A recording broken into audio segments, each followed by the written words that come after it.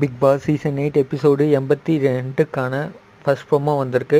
இதில் என்ன நடந்திருக்குன்னா, அருணோட அவங்க ஃபேமிலிலாம் வந்திருக்காங்க. அதை பார்க்கும்போது ரொம்ப அழகாக இருக்குது. ரொம்ப என்ஜாய் பண்ணியிருக்காங்க. ஃபேமிலி வந்து எல்லாம் பேசிட்டு அதுக்கப்புறம் கருத்து முரண்பாடுகள் ஏதோ இருந்தால் சொல்லி பிக் பாஸ் சொல்லியிருக்காரு.